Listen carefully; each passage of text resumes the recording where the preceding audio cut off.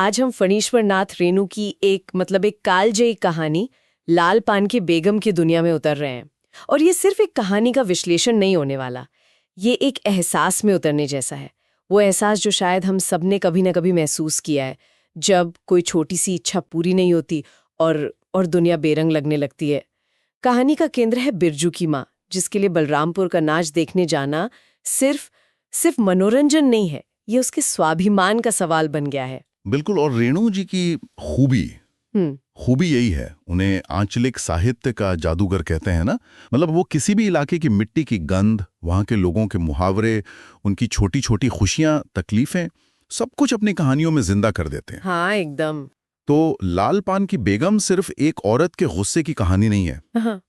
ये तो ग्रामीण समाज के मनोविज्ञान का एक एक्सरे है कि भाई सम्मान कैसे कमाया जाता है, ईर्ष्या कैसे ताने बनकर उभरती है, और एक बैलगाड़ी। हाँ, और एक बैलगाड़ी जैसी मामूली चीज कैसे किसी की सामाजिक हैसियत का पैमाना बन जाती है। तो आज हम इन्हीं परतों को खोलने की कोशिश करेंगे। चलिए तो फिर कहानी के उस तनाव भरे आंगन से ही शुरू करते हैं, जहां बिरजू की माँ बैठी है और उसका गुस्सा जैसे एक खौलते हुए पतीले की तरह है, जिसकी भाप हर किसी पर निकल रही है। बेटा शकरकंद मांगता है तो उसे तमाचा मिलता है, बकरा सामने आता है तो उसे धुतकार मिलती है। मतलब माहौल में एक अजीब सी बेचैनी है। और ये बेचैनी सिर्फ नाच देखने ना जा पाने की नहीं है, ये बेबसी की बेचैनी है। जब पड़ोसन मखनी फुआ आकर पूछती है, नाच देखने नहीं जाएगी क्या? हाँ, वो जो जवाब देती है। हाँ, उसका जवाब कहानी की आत्मा को पकड़ लेता है। वो कहती है, बिरजू की माँ के आगे नाथ और पीछे पगहिया हो तब न। मतलब वो एक ऐसे जानवर की तरह बंधी हुई है जिसके आगे पीछे लगाम है।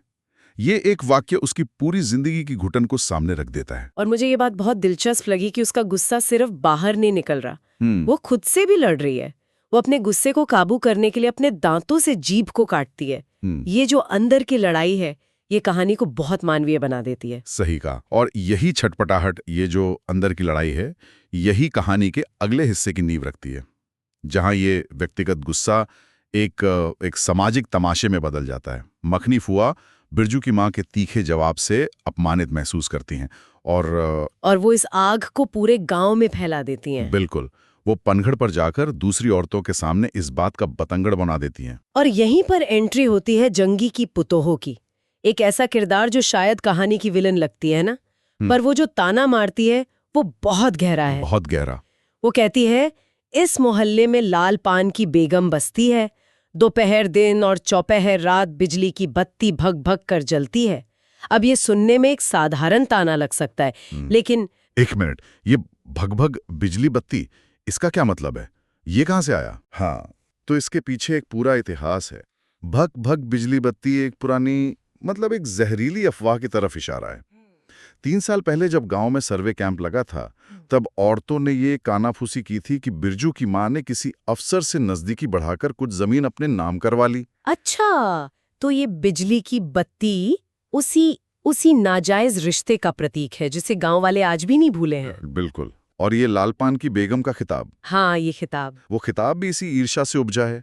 हाल ही में उसके खेतों में पाट की फसल बहुत अच्छी हुई है, जिससे उसकी थोड़ी आर्थिक तरक्की हुई है। तो ग्रामीण समाज में जब कोई, खासकर एक औरत, अपने दम पर थोड़ा भी आगे बढ़ती है, तो उसे शक और ताने का सामना करना पड़ता है। मतलब लाल पान की बेगम कहना एक तरह से ये जताना है कि तुम्हारी ये तरक्की तुम्हारी अपनी मेहनत का फल नहीं है। हाँ, कि तुम तो किसी और की मेहरबानी से रानी बनी बैठी हो। ये उसके चरित्र पर सीधा हमला है। तो ये सिर्फ नाच देखने जाने की लड़ाई नहीं रही, अब ये अपने सम्मान को बचाने की लड़ाई बन गई है। और इसी माहौल में बिरजू की माँ की रही सही उम्मीद पर भी पानी फिर जाता है। हाँ, जब उसकी बेटी चंपिया एक बुरी खबर लेकर आती है। वो बताती है कि गांव के किसी भी आदमी ने अपनी बैलगाड़ी नहीं दी और उसके पिता को मजबूरन दूसरे गांव मलदहियाटो जाना पड़ा है। और ये सुनते ही बिरजू की माँ के लिए जैसे दुनिया ही खत्म हो जाती है। बिल्कुल, उसका चेहरा उतर जाता है। वो गुस्से में कहती है, डाल दे चूल्हे में पानी, मुझे नाच देखने का शौक नहीं, मेरा माथा दुख रहा है। और बच्चों को लेकर अपनी मड़ैया यानी झोपड़ी में चली जाती है। ये झोपड़ी में जाना एक तरह से दुनिया से मुंह छुपाने जैसा है।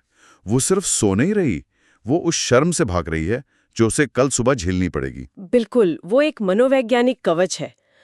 झोपड़ी के अंदर वो अकेली अपने पति को कोसती है, उसे गोबर गणेश खरवाला कहती है। वो अपनी पूरी जिंदगी को देखती है और उसे लगता है कि उसने सिर्फ दुख ही झेला है, पर सबसे ज्यादा वो खुद को कोसती है कि उसने ये सपना देखा ही क्यों। हाँ, कि उसने बैलगाड़ी पर बैठकर नाच देखने जाने का सपना देखा ही क्यों। ये आत्मग्लानि बहुत मार्मिक है। उसे डर है कि कल जब वो पनघट कर जाएगी तो जंगी की पोतूहू और दूसरी औरतें उस पर कैसे हंसेंगी। ये सामाजिक अपमान का डर, यही उसकी सबसे बड़ी तकलीफ है। और ठीक उसी पल जब सारी उम्मीदें मर चुकी होती हैं, बाहर बैलों के गले में बंधी घंटियों की रुंझुन सुनाई देती है। एक बहुत ही सिनेमाई पल है ये। हाँ, उसका पति बैलगाड़ी लेकर आ गया है। लेकिन कहानी का जो असली जादू है वो बैलगाड़ी के आने से नहीं होता। वो एक बहुत ही छोटी लेकिन बेहद महत्वपूर्ण चीज से होता है। उसका पति मुस्कुराते हुए अपने हाथ में पकड़ी हुई कोई चीज उसे दिखाता है। धान की बालियां। मुझे ये हिस्सा, कहानी का ये हिस्सा सबसे शक्तिशाली लगा। बैलगाड़ी, जो कि स्टेटस का इतना बड़ा सिंबल है, उसके आने से ज्यादा असर उन धान की बालियों का होता है। ऐसा क्यों? ये बिल्कुल सही पकड़ा आपने। वह धान की बालियां, जिन्हें कहानी में पंचसीस कहा गया है, वो सिर्फ फसल नहीं है, वो उसकी पहचान है। देखिए, स्वाभिमान कोई हवाई चीज नहीं है। वो अक्सर ठोस भौतिक चीजों से जुड़ा होता है। अपनी मेहनत का फल, जिसे आप छू सकते हैं, देख सकते हैं। तो जिस जमीन के लिए उसे ताने सुनने पड़े थे, उसी जमीन की फसल। हाँ, उसी जमीन पर उगी ये फसल उन सारे तानों का जवाब है। ये उसकी मेहनत का, उसके पति के परिश्रम का जीता जागता सबूत है। और उसके पति का उस वक्त उसकी तारीफ करना कि टोकरी भर रोटी तो तू पलक मारते बना देती है, ये भी। सोने पे सुहागा, निश्चित रूप से। वो एक पल है जहां उसे पूरी तरह से मान्यता मिलती है, एक मेहनती किसान के तौर पर भी और एक कुशल गृहिणी के तौर पर भी। ढिबरी की धीमी रोशनी में उन धान की बालियों का धानी रंग देखते ही उसके मन का सारा मैल, सारा गुस्सा, सारी कड़वाहट धुल जाती है। उसका स्वाभिमान उसे वापस मिल जाता है। बिल्कुल, जो गांव वालों के तानों ने छीन लिया था, वो उन धान की बालियों ने उसे लौटा दिया है। अब वो सिर्फ बिरजू की मां नहीं है, वो जमीन की मालकिन है। और यहीं से कहानी में एक शानदार मोड़ आता है। उसका चरित्र पूरी तरह बदल जाता है। जब वो तैयार होकर बैलगाड़ी पर बैठती है तो वो अपने पति से एक अजीब सी फरमाइश करती है।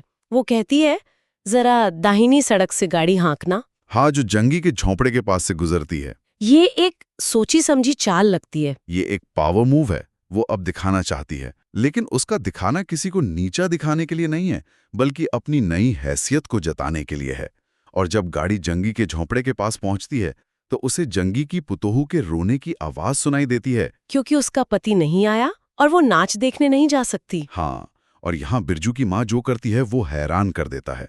जिस औरत ने उसे सबसे ज्यादा जलील किया, उसी को वो आवाज देती है। अरे, ट्यूशन वाली तो रोती है काहे? आजा झट से कपड़ा पहनकर, सारी गाड़ी पड़ी हुई है। यही कहानी का क्लाइमैक्स है। अब वो सचमुच बेगम की हैसियत में है। और बेगम का मतलब सिर्फ रानी बनना नहीं होता।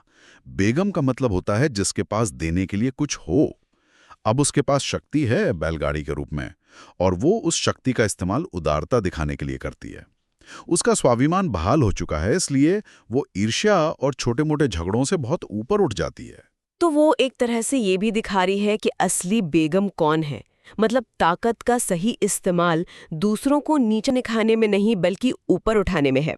उसने न सिर्फ जंगी की पुतोहू को बल्कि गांव की दूसरी औरतों को भी अपनी गाड़ी में बिठा लिया। बिल्कुल, उसने उस ताने को ही पलट दिया। गांव वालों ने उसे लाल पान की बेगम कहकर अलग थलग करना चाहा था, लेकिन उसने उसी खिताब को अपनाकर पूरे मोहल्ले को एक साथ जोड़ लिया। वो मखनी फुआ को भी घर की रखवाली के लिए तंबाकू देकर मना लेती है। वो एक झटके में सारे समीकरण बदल देती है। कहानी का अंत बहुत ही काव्यात्मक है। पूर्णिमा की रात है, बैलगाड़ी धान के लहलहाते खेतों के पास से गुजर रही है और गाड़ी में बैठी सारी औरतें मिलकर लोकगीत गा रही हैं। बिरजू की माँ अपनी लाल साड़ी और चमकते मंगटिक्के को देखकर अपने ही रूप पर मुग्ध है। और उस शांति के पल में वो सोचती है, जंगी की पुतोहू ने ठीक ही तो कहा था, वो सचमुच लाल पान की बेगम है। यस, ये कहानी की सबसे खूबसूरत पंक्ति है जी। जो खिताब उसे अपमानित करने के लिए, उसे जलाने के लिए दिया गया था, आज वो उसे गर्व के साथ एक ताज की तरह पहन लेती है। उसने उस अपमान को अपनी जीत में बदल दिया है। बिल्कुल, उसकी सारी छोटी बड़ी इच्छाएं पूरी हो चुकी हैं और उसे एक गहरी आत्मिक शांति महसूस होती है। ये कहानी वाकई हमें सोचने पर मजबूर करती है। गांव के उस छोटे से दायरे में एक बैलगाड़ी और धान की कुछ बालियां कैसे किसी के सम्मान और पहचान को पूरी तरह बदल सकती हैं। और ये सवाल सिर्फ गांव तक सीमित नहीं है। हम सबके जीवन में ऐसे प्रतीक होते हैं। हमारे लिए वो बैलगाड़ी शायद एक गाड़ी हो, एक प्रमोशन हो या सोशल मीडिया पर मिलने वाली पहचान हो। लेकिन ये कहानी एक गहरा सवाल छोड़ जाती है। दूसरों के दिए हुए लेबल, चाहे वो लालपान की बेगम जैसा ताना हो या कोई और, हम उन्हें खुद पर हावी होने देते हैं या उन्हें अपनी ताकत बना लेते हैं। और शायद सबसे जरूरी सवाल ये है कि हमारे अपने जीवन में वो कौन सी धान की बालियां हैं। हाँ, वो कौन सी अपनी मेहनत की कमाई हुई ठोस चीज है जो जब दुनिया के ताने बहुत शोर करने लगें तो हमारे हाथ में आकर चुपचाप हमारे स्वाभिमान को हमें लौटा दे।